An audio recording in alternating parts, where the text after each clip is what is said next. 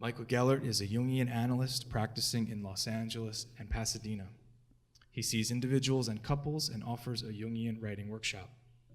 He was formerly director of training at the C.G. Jung Institute of Los Angeles and a humanities professor at Vanier College, Montreal. He managed an employee assistance program for the city of New York and has been a mental health consultant for the University of Southern California and Time magazine. Michael was educated in Rabbinic Judaism, studied theology at Loyola College, Montreal, and trained with the renowned Zen master Kon Yamada in Japan for 2 years. He's the author of Modern Mysticism, The Fate of America, and The Way of the Small. And his new book, which is also the title of his talk this evening, is The Divine Mind, Exploring the Psychological History of God's Inner Journey. Please join me in warmly welcoming to Pacifica, Michael Gellert. Thank you very much. Thank you. Well, that's a very kind introduction, and I don't know if I have all that much more to add to it. It really captured the essence of the book and our topic tonight. I would like to say, though, before I begin, it's a pleasure to come to Pacifica and see it so developed. Last time I was in the neighborhood and visited the first campus was over 25 years ago. But I hear an awful lot about Pacifica, as we all do in Los Angeles.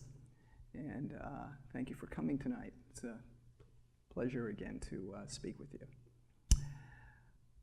Well, this book and our topic tonight is really about the journey of God.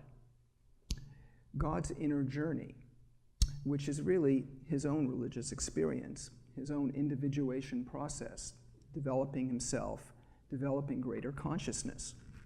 Now that might strike us as very strange in modern times. Does God really evolve? Does he have to? Isn't he already omniscient and omnipresent and supreme in consciousness? Isn't he the Vajra, which David described? Well, actually, in the West, that's a much later development than it is in the East, about 1,800 years later. The beginning of our understanding of God, of course, comes from the Hebrew Bible. And that is the source of the three great monotheistic religions, the Abrahamic traditions, Judaism, Christianity, and Islam.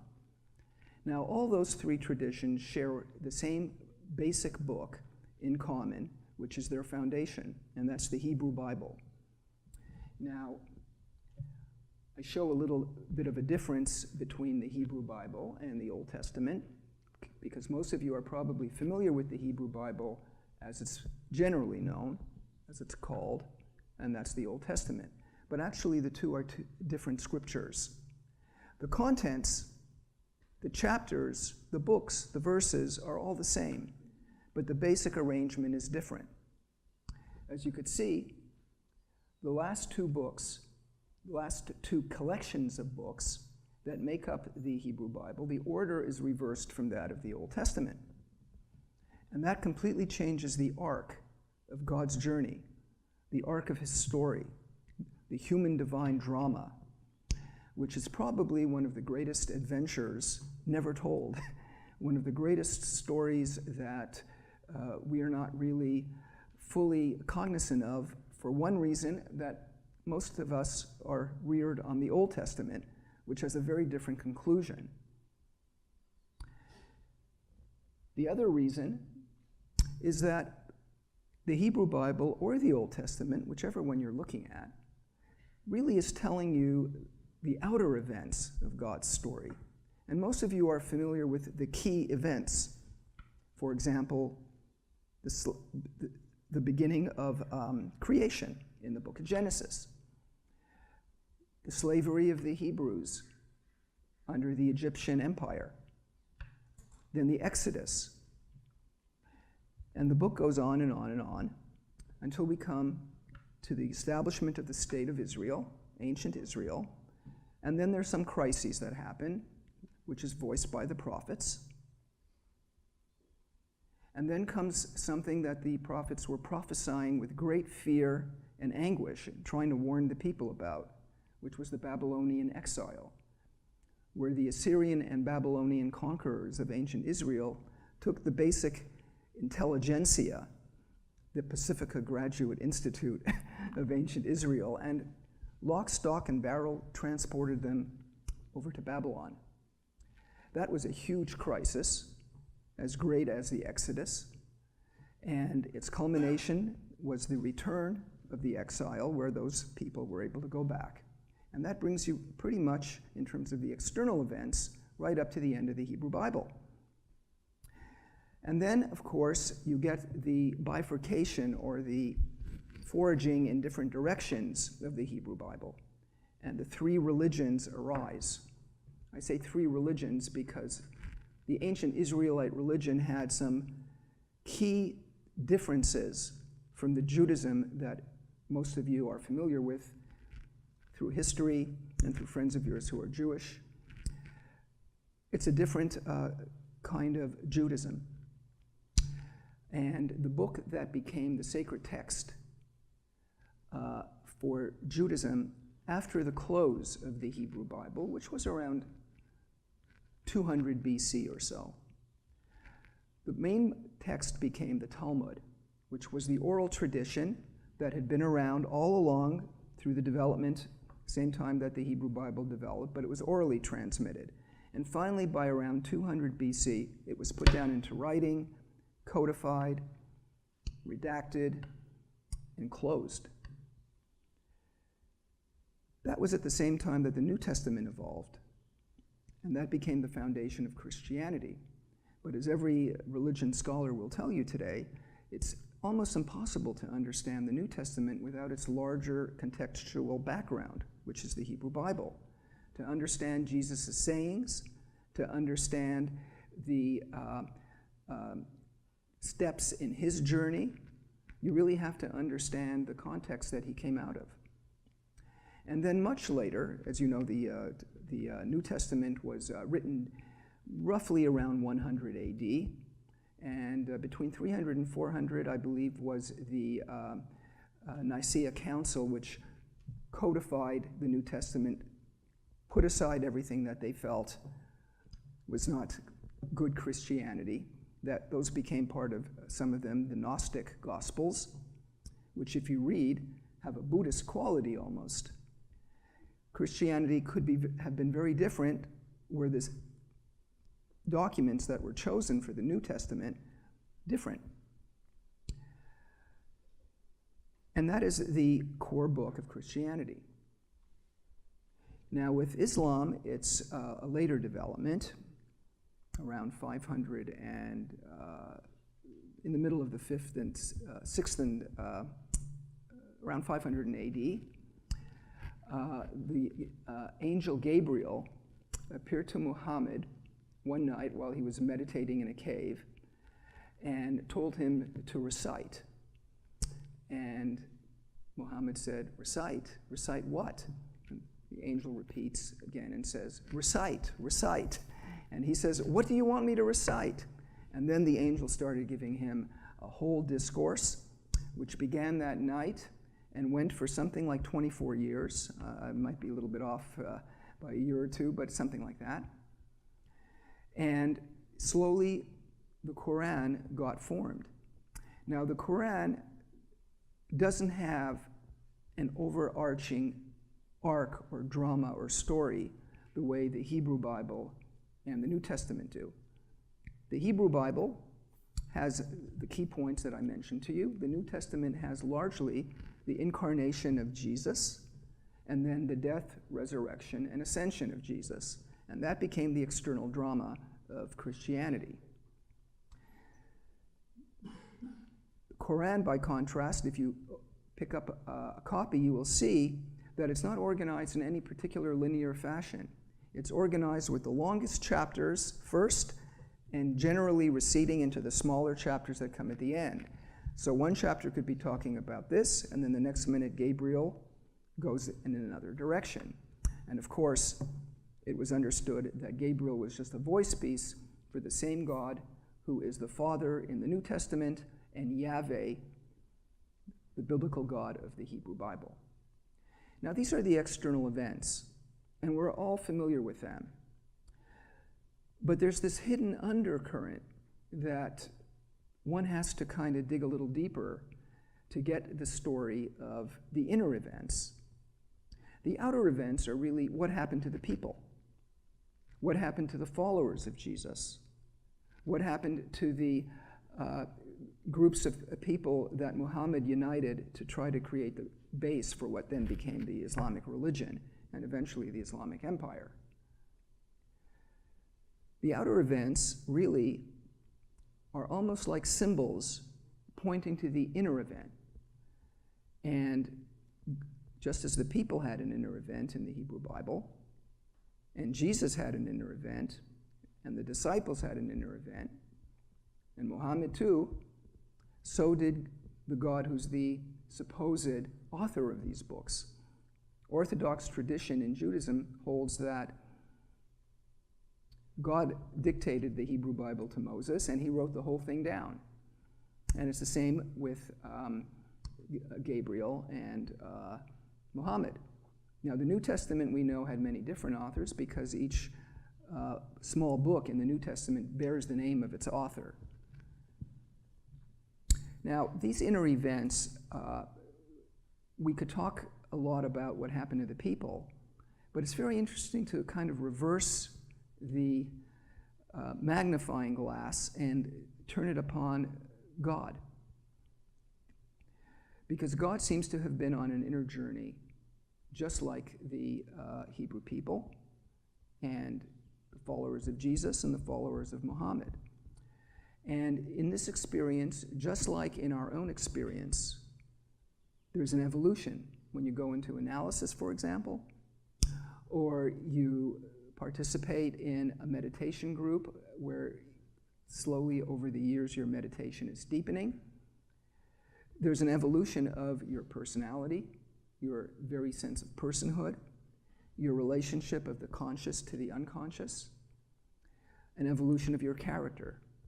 Well, we also see a very strong evolution of God's character, because in the beginning of the Hebrew Bible, he's presented one way, and in the middle, he's another way, and toward the end of the Hebrew Bible, he's another way. So God basically evolves, and that's something that Orthodox Judaism, Christianity, and Islam have had a hard time grappling with and admitting to. Because if God evolves, well, what does that make the earlier writings no longer valid? And what does it say about the nature of God if he has to evolve? Where did he come from and where is he going? But in fact, the Western God and the Islamic God, they evolve. So I'm going to tell you a little bit about that. It's a real absurd idea if you think about it. It brings to mind something that Einstein said, and that helped me when I discovered that, yes, he does evolve. Now, I had read the Hebrew Bible and the New Testament a number of times over the years, but at the beginning of the period just before I sat down and decided to write this book, I was going through a difficult time and kind of going through a reevaluation of an early trauma I had as a child. And as I was reading the Hebrew Bible, I realized that, firstly, God does evolve, and secondly, he too had a trauma. And if you understand that trauma, in a sense, all the historical events that fan out from that begin to make sense in a different light. So this is also a very absurd idea. The first absurd idea is that God evolves, and the second one is that he evolved through and from a trauma. So Einstein said something about that. If at first the idea is not absurd, then there is no hope for it. So I'm hopeful.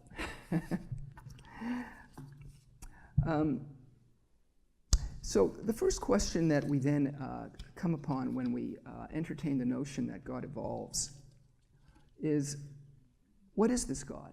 Is it really the true God that we like to think of when we meditate or pray, or when we read the scriptures and get solace from the fact that the Almighty has reached out to humanity and revealed himself? And by the way, when I use the masculine gender for God, I do so with the understanding that probably for us, for modern people, God doesn't limit himself to one gender or any gender at all. But this is the way the three Abrahamic religions all speak of God, as a masculine, patriarchal, God the Father type of being. So out of respect, I speak of it in that way too. The first question that comes up when we look at this phenomenon of God evolving is, what is this God? Is it really just a projection of our minds, of our psyches?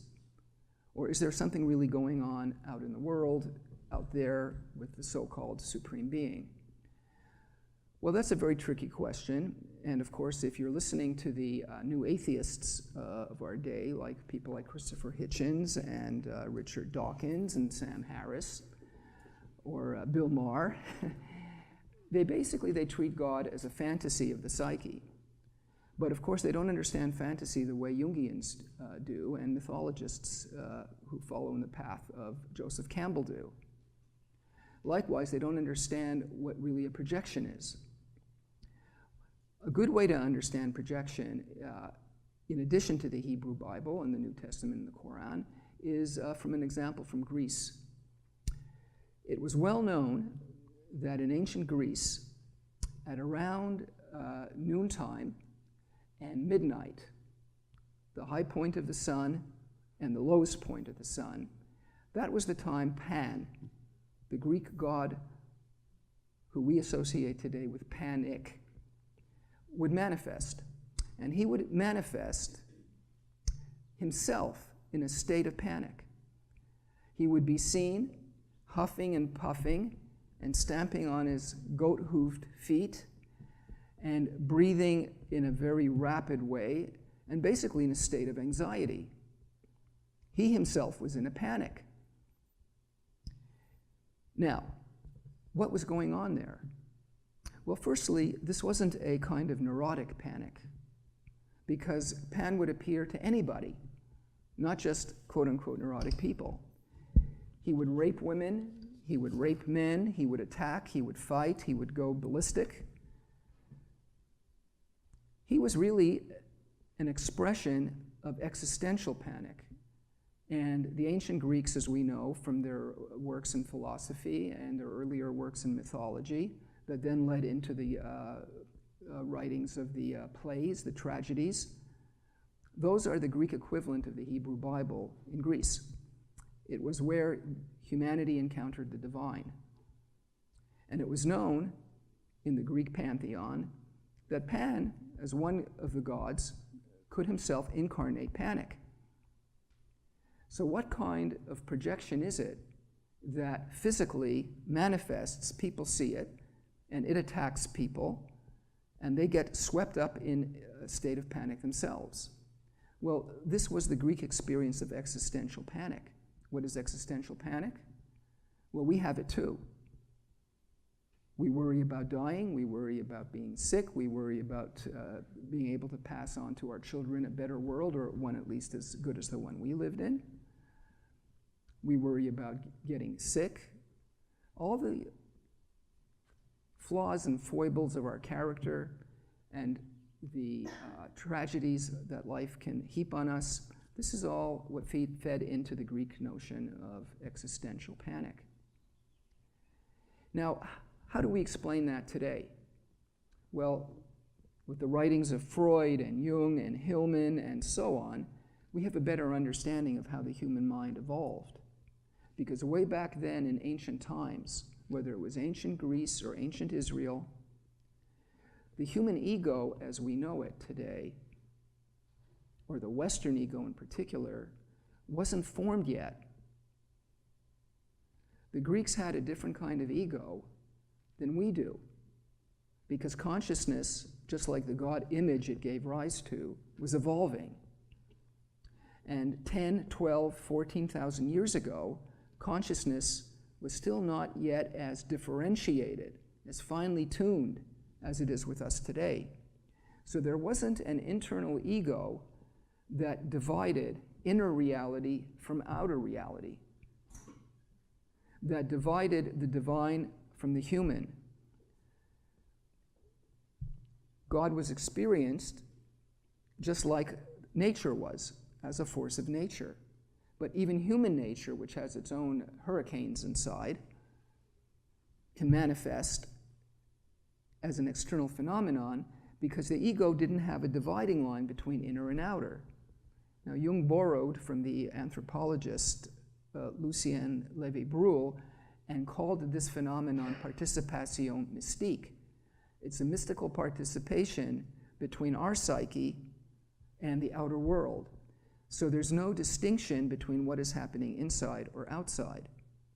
Now, up until the time about maybe 50 years ago, when there were still primitive tribes around, what we mean by primitive, it's not a very popular word today, according to anthropologists, but pre-literate societies, like the kind that were discovered in the Amazon or in New Guinea and even Africa and to a degree the Native American Indians, they lived in a kind of participation mystique, where if they thought something, it might appear in front of them, just the way it appears with us in a dream in front of us, but we're sleeping.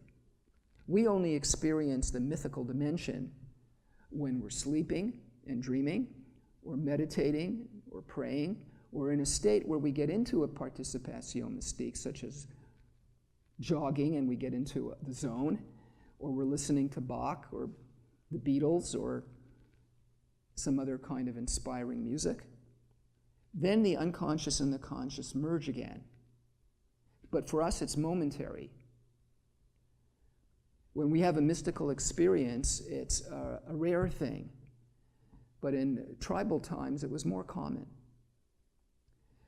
And this participation mystique is very important in also appreciating the Hebrew Bible and the New Testament. People like to say, well, you know, God didn't really divide the Red Sea and bring the Israelites through it. And Jesus didn't necessarily get resurrected from the dead and appear to the two Marys. This is a myth. This is a symbolic expression of the deep psyche. But we have to remember that words like myth and symbol weren't in the language of the ancients. They experienced myth and symbol as a living reality because Pan would manifest in front of them, as would Yahweh, the God of the Hebrew Bible. And for all we know, they experienced what we might call a waking dream or a vision. And for them, maybe God did divide the Red Sea. So you see, when you begin to approach the ancient scriptures as a living testament of the experience of the authors, you begin to get the sense of the urgency of their word.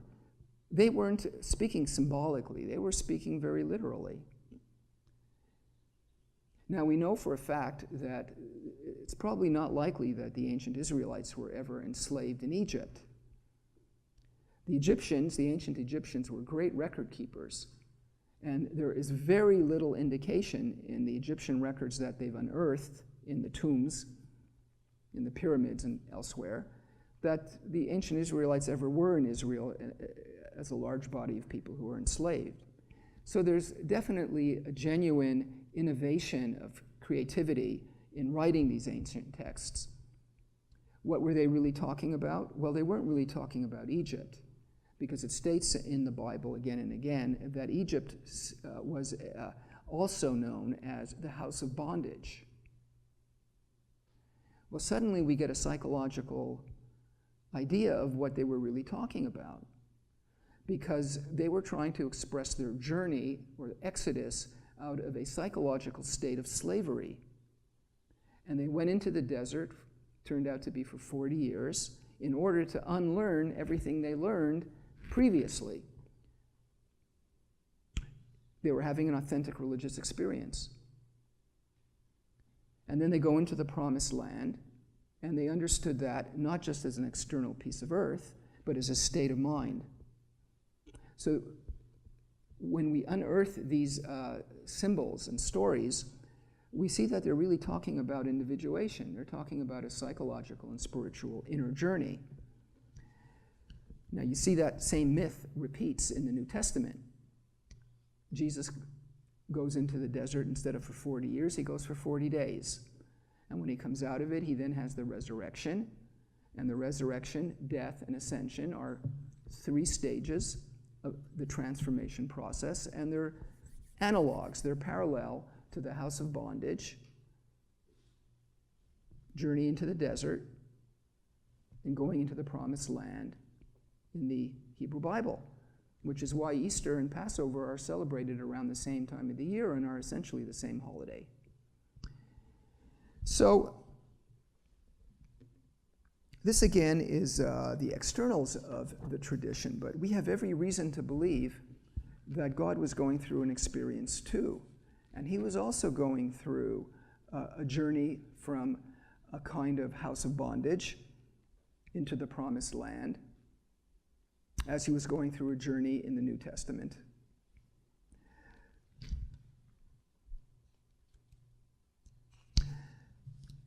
So once we understand that our portraits of the divine are projections, but are projections that are inspired by something in the psyche, it opens up a lot of doors for how we can talk about these ancient stories in a modern context.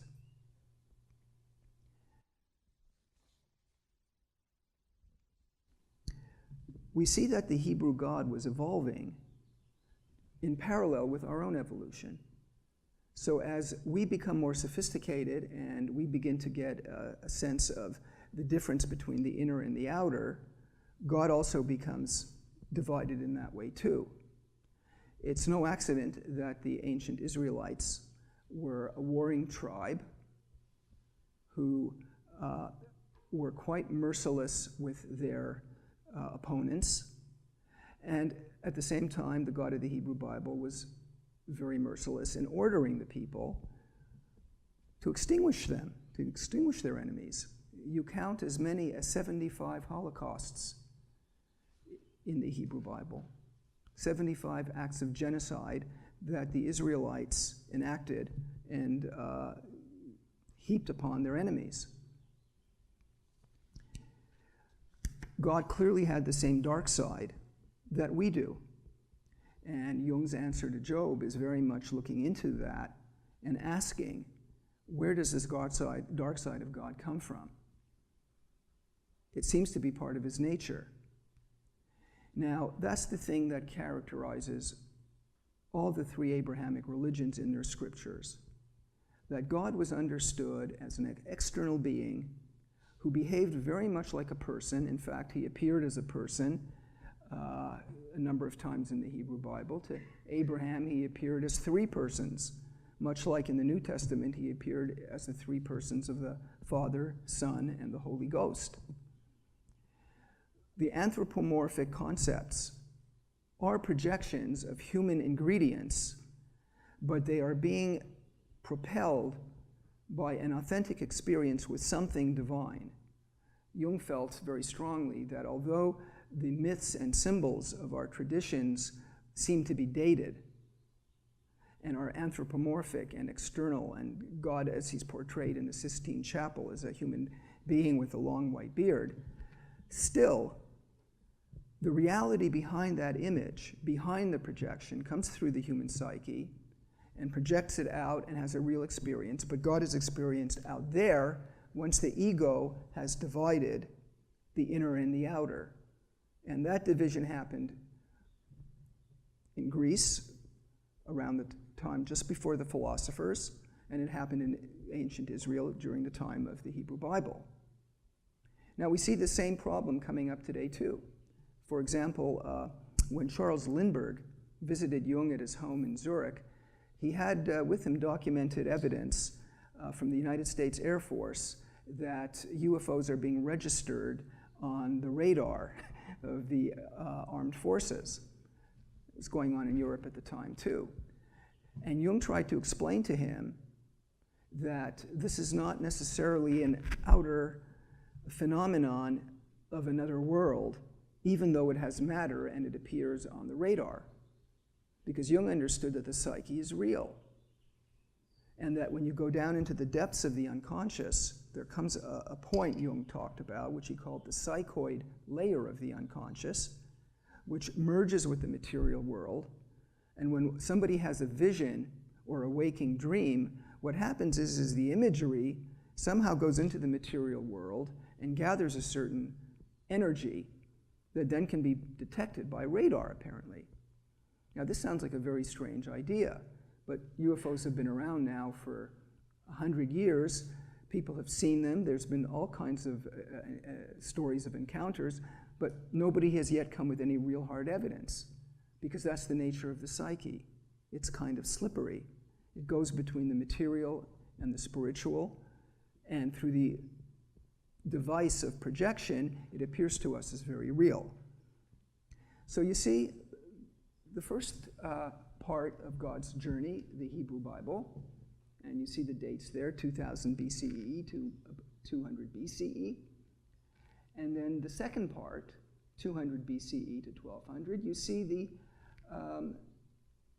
flourishing of the original revelation of Yahweh to the Israelites. Now he becomes the God of the Talmud, of the New Testament, the Quran, and what later became Gnostic literature. But still, in this second phase, just like the first phase, God is experienced as an outer being, as an other. Even with the prophets who had really profound illuminations, God is treated as something out there in the heavens. And when he comes down to earth, he's still experienced as a force, but outside the individual psyche.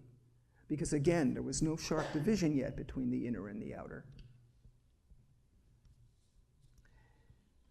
Now that begins to change dramatically as we begin to enter the Middle Ages. And in the Middle Ages, you get an unfolding out of the Gnostic literature in Judaism and Christianity into what became Jewish and Christian mysticism.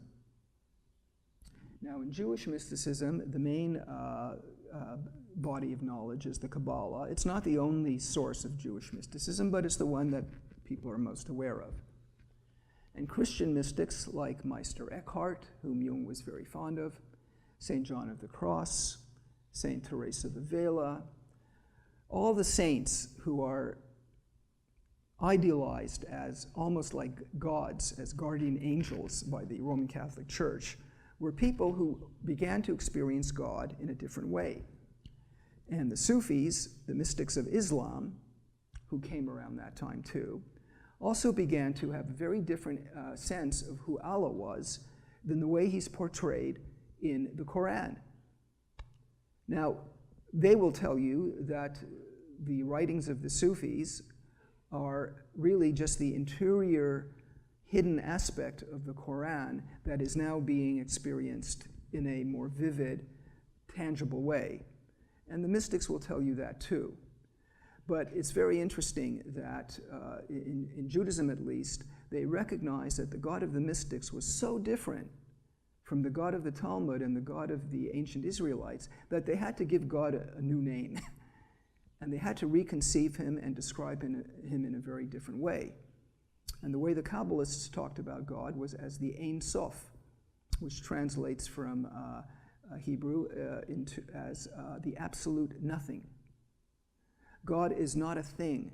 He's not a person. He's not a thing. He's not measurable in time and space. He exists inside, he exists outside, and he also exists nowhere. He's an absolute nothing. He's no thing, but if you're no thing and you're infinite, if you could imagine it, the universe, as a concrete slab of steel from beginning to end, and there's no beginning or end, and there's nothing in that slab that is separate from it, then suddenly that great grand slab of steel acquires a kind of empty quality because it's everything. So the emptiness that the Kabbalists experienced was also experienced by the Christian mystics and by the Sufis. And whereas in part two, and even today, there's a lot of friction and conflict between the three Abrahamic religions, particularly in the Middle East. On this level of experience, they don't have any differences. they have more in common with each other than they did with the regular followers of their own traditions who still thought of God as something like on the Sistine Chapel ceiling outside of you with a white beard. They had a very non-anthropomorphic experience of God, and they experienced God as a combination of emptiness and oneness. It is identical to the way the Buddhists and the Hindus talk about the encounter with the divine. They talk about oneness, and Zen particularly talks a lot about the experience of emptiness, where we are no longer experiencing ourselves as a human being, limited in our bodies, confined by our skin, but as one with the world. And this became a major awakening to a whole different level of experience. So you see, it's hard to say who is evolving or who was created in the image of whom. The Bible tells us that we were created in the image of God, but the reverse can also be argued. God was created in our image, and as our consciousness evolved from this kind of dualistic understanding of God as other, God also evolved. And he became somebody whose residence was no longer in a heaven out there or in an underworld, as the Greeks and the ancient Israelites thought of where he resided, on top of Mount Sinai, for example. But God became a resident in our own psyches. And this is very close to what Jung is talking about when he speaks of the God archetype as something we inherit at birth from the collective unconscious, and that is the propeller that then generates our experiences of God.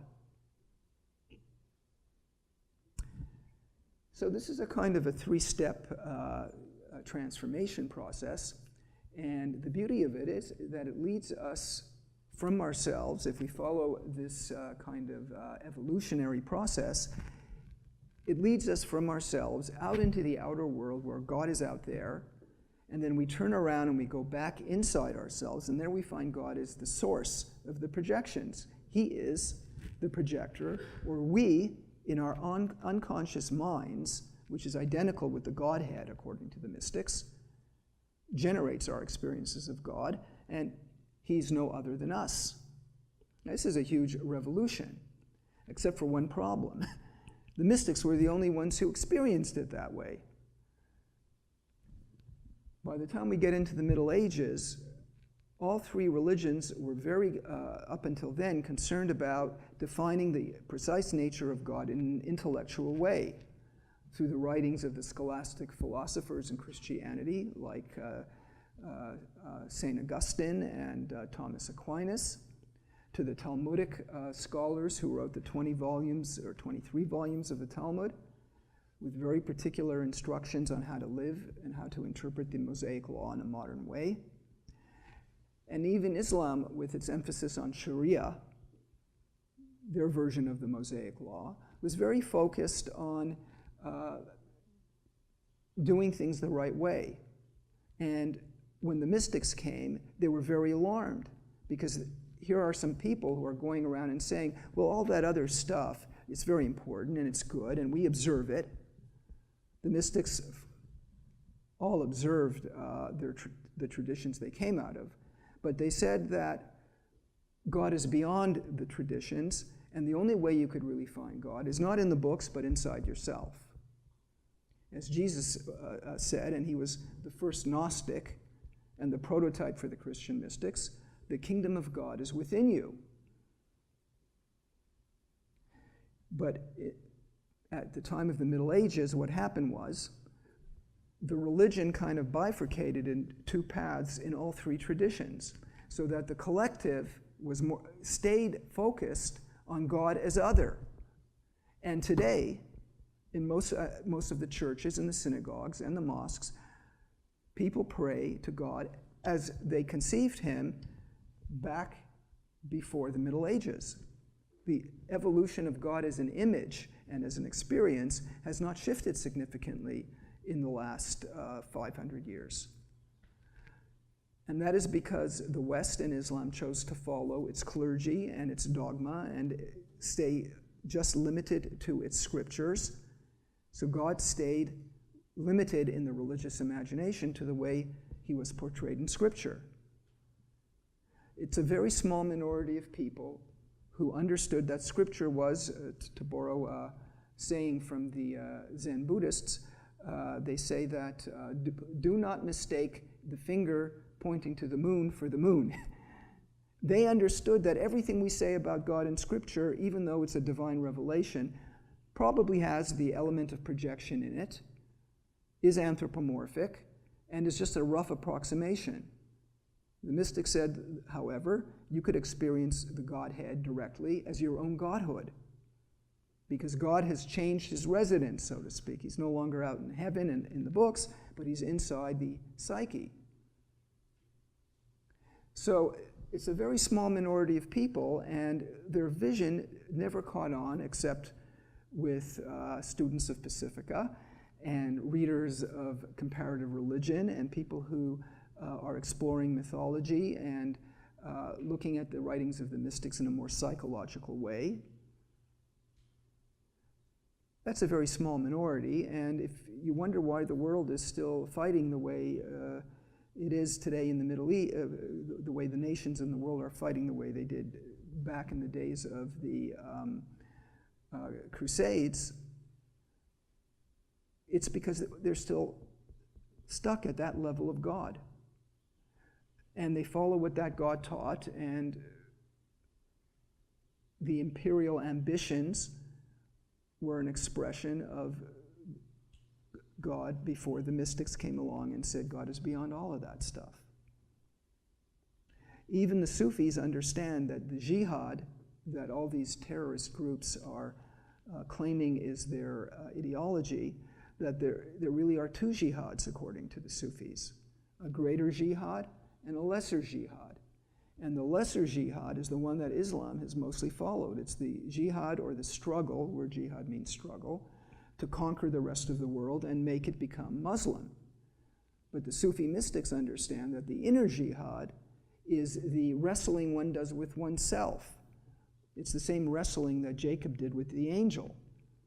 He's wrestling the angel to establish his new identity as a follower of God. And the jihad of the mystics is the same thing. The shadow work we do in analysis is what the greater jihad is about. I'm presumptuous to interrupt, but Please. your timeline stops at 1800. Right. What now?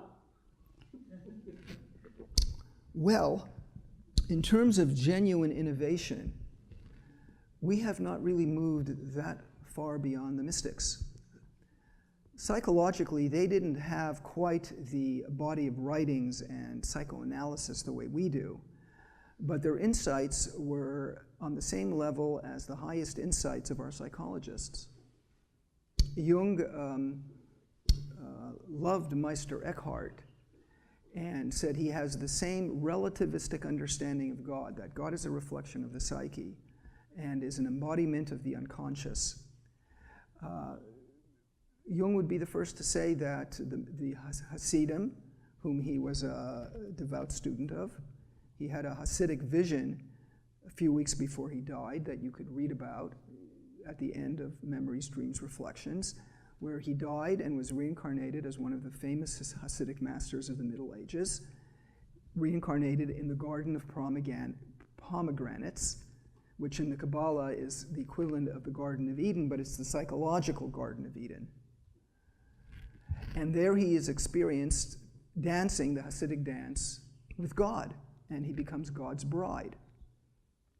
So people who accuse Jung, firstly, of being anti-Semitic need to read that if he did make anti-Semitic comments, which is arguable, he certainly evolved beyond that and practically became a Kabbalist.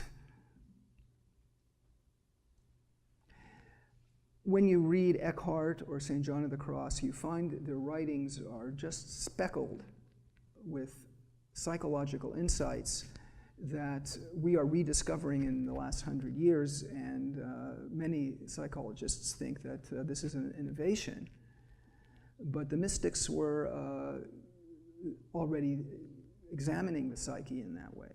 They were really a world beyond the one they came from, and it stops at 1800, not because the mysticism has stopped.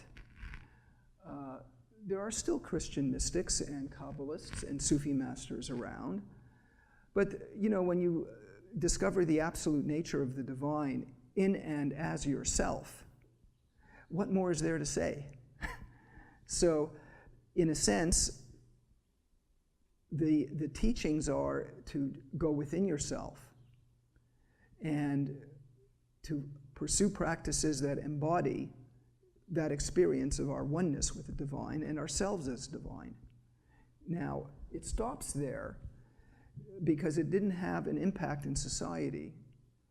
If you do a population count, the Kabbalists probably made up, at its height, 20% of the Jewish population, if even that.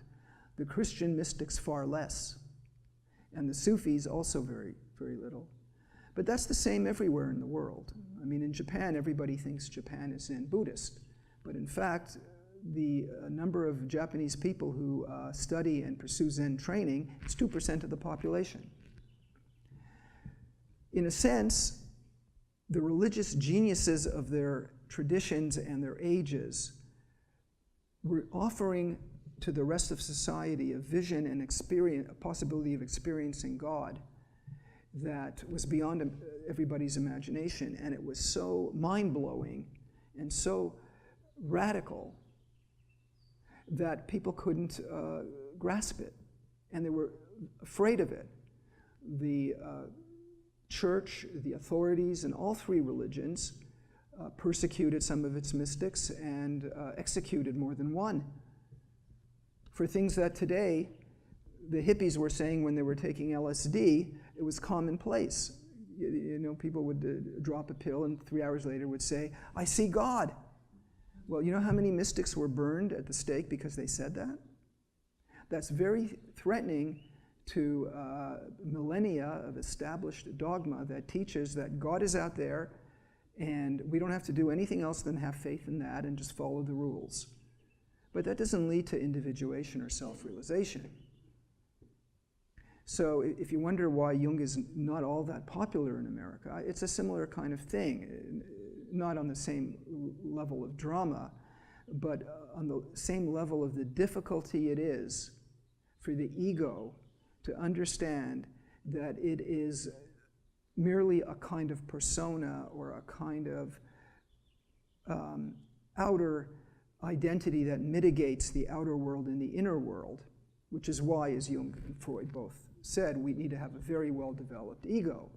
Most of analysis is, I think as Edinger said, not concerned with the analysis of the unconscious, but concerned with the analysis of the ego, our complexes, and all the other things that interfere in an unmitigated relationship with the unconscious. So you do your inner work on yourself, you're not putting any knowledge into you. You see, where the mystics departed from the scholastics in part 2 was they said all that book learning is very good, but it's not going to bring you closer to God. St. Augustine said, if you can describe God, that's not God. So what analysis can really do for us and what individuation really is, and you get this in Jung's writings too. I can give you a line of his in a moment about his own experience of emptiness, which we think is a Zen experience. Well, it's not exclusively a Zen experience. These three schools of mysticism all talk about emptiness just as much as Zen does. What analysis and individuation does, it doesn't put more knowledge into us, more information.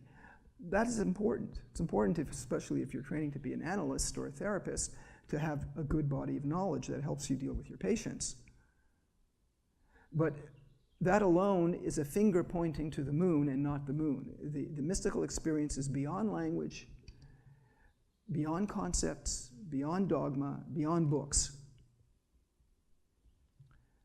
What individuation work and analysis can do is it can help us remove the obstacles that get between the ego and the unconscious, allowing the two to come together and offer an experience of God as the unconscious and as us.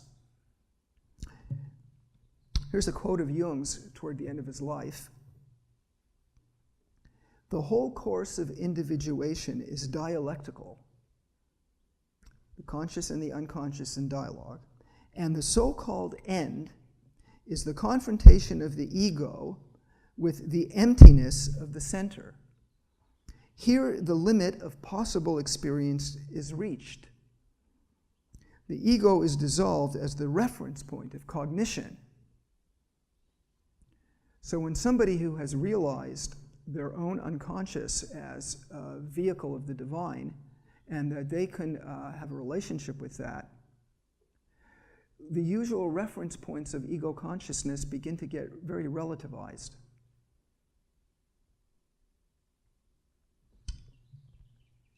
This is a digression, but that would imply that Shinto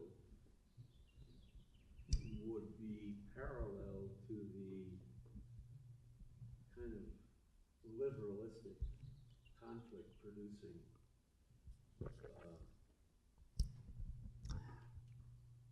I don't. manifestation. Yeah, I think you might be right. I don't know too much about Shintoism, although I lived for 2 years in Japan in a Shinto neighborhood.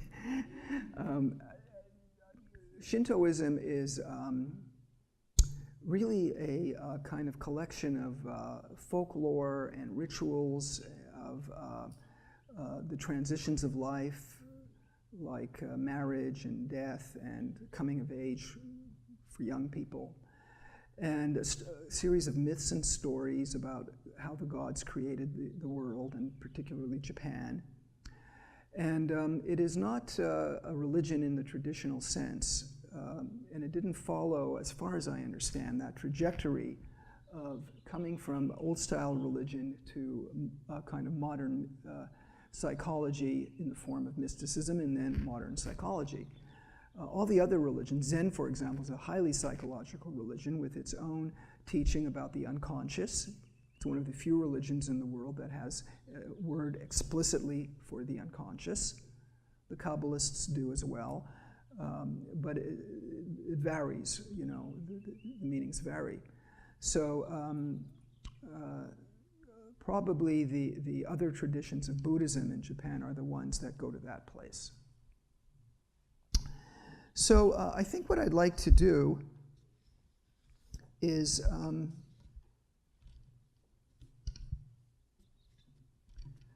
just conclude with a couple of words and then open up the floor and have some discussion, because